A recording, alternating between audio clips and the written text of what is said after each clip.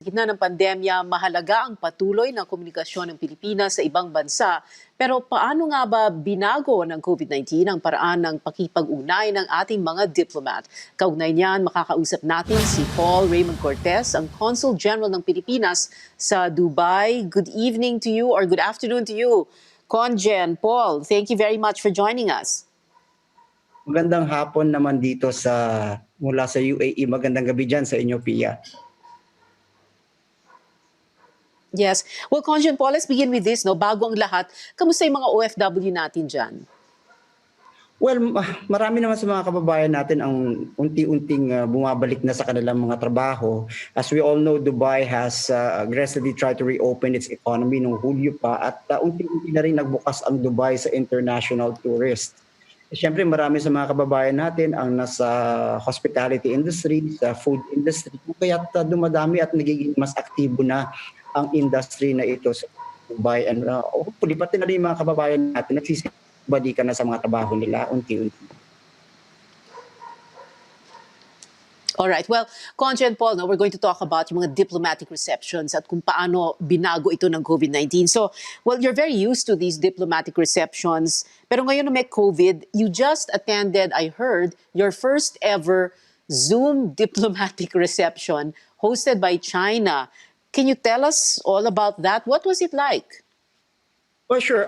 Dubai has a very large diplomatic community. In pre-COVID times, we had at least 2 to 4 diplomatic and business receptions per week that we attend to. Then last night nga, dahil sa National Day naman ng China, they organized this first ever Zoom diplomatic reception. The first time any of us have ever attended of this kind. The last time we had attended itong ganitang face-to-face National Day reception, yung National Day ng Japan na scheduled sometime early February kung saan wala pang COVID pandemic lockdown o kaya yung mga health protocols in place. Siyempre ngayon dahil sa COVID, wala na tayong receptions na ganito, lalo na pinagbabawal yung mga ganitong klaseng gatherings which can attract about 500 to about 1,000 people. So, first time kagabi. Mm-hmm.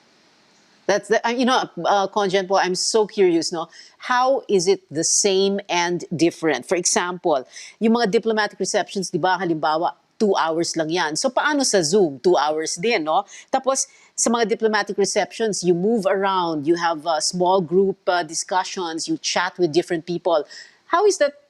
Does that happen on Zoom? So ano yun?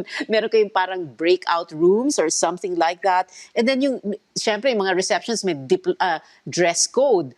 So paano sa Zoom? Kasi di ba minsan sa Zoom meeting, di ba nakapajama ka lang sa baba or shorts lang. You know, how is it the same and different?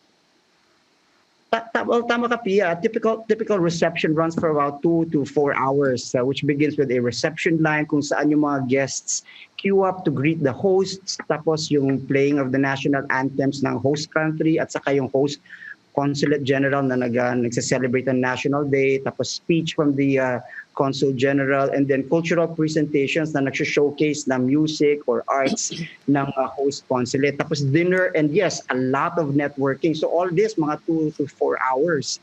Pero yung reception kagabi, dahil Zoom, 45-minute affair lang ito. From, siyempre, wala nang reception line. We began straight with the anthem ng host government at ng Consulate General ng China, tapos yung speech ng Consul General nila, tapos a brief video on their bilateral relations. Siyempre, wala nang dinner, wala na rin networking, wala na rin going around chikahan or talking to other kapwa diplomats or mga business people. So all that only for 45 minutes. Very, very short compared sa dati nating 2 or 3 or even 4 hours. Mm-hmm. Okay. But now I'm wondering, Paul, Congen Paul, no? So syempre, baka may domino effect yan. Baka yun din ang gagawin ng Philippine Consulate General, Philippine Embassy. And I'm wondering, baka pwede kayong mag-breakout rooms or something, no? For all those little chats. But anyway, you will do that too, no? And the other question, how will you make it very Pinoy?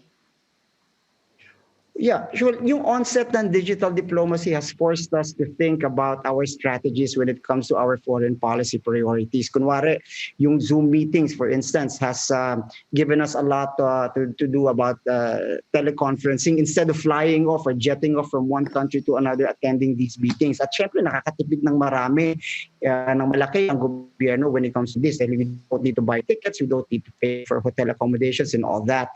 At the same time, syempre, pag-iisipan na rin natin our online receptions as well as effective as yung face-to-face interaction. Siyempre sa face-to-face interaction, mga diplomatic receptions sa ganito, nag-showcase tayo ng Philippine cuisine, tapos may performances yung mga musikero natin, yung arts natin, nag-display tayo. Obviously, lahat to hindi na po pwede sa isang Zoom reception. And I guess we'll have to recalibrate yung mga strategiya natin and to ensure na yung pagmamarket natin ng sarili nating kultura, yung mga produkto natin, yung mga beverages natin, yung pagkain natin, nagagawa natin naman ngayon digitally. So it's a little tricky. All these years, for thousands of years, we were also used to face-to-face interaction, and then because of COVID, now we are forced to digital interaction. So it takes getting used to as well. Siyempre, na may miss natin yung mga hinahanda ng ibang Consulate General during their National Day celebration. It's our chance, and it's their chance for them to taste, let's say, Filipino food man lang, o kaya inumin yung mga sariling atin. But again, this makes us re-strategize and refocus kung ano ba talaga yung mahalaga when it comes to marketing our products, our services, our cuisine, and our culture for that matter. Mm-hmm. All right. Well, 30 seconds to go na lang, Conjen Paul. No? Very interesting, the term you use, digital diplomacy. You've also said that diplomatic receptions are considered the face of the diplomatic world to the world of non-diplomats. How are we going to apply this ngayon doon sa digital diplomacy? Very briefly. Sure. Well, yung National Day reception is possibly the most well-attended of all the diplomatic events and activities ng isang konsulado or sa embahada. And this is a time where we give access to non-diplomats and the business community sa mundo ng diplomasiya. And of course, yung mga networking activities ng diplomats, lahat yan face-to-face interaction. But ngayon, gagawin natin digital, so there's more time for everybody to connect digitally at least. But again, it still remains to be seen how effective this could be when it comes to pushing forth our national interests, economic diplomacy-wise, cultural diplomacy-wise, Okay. and of course, even nationals priority as well.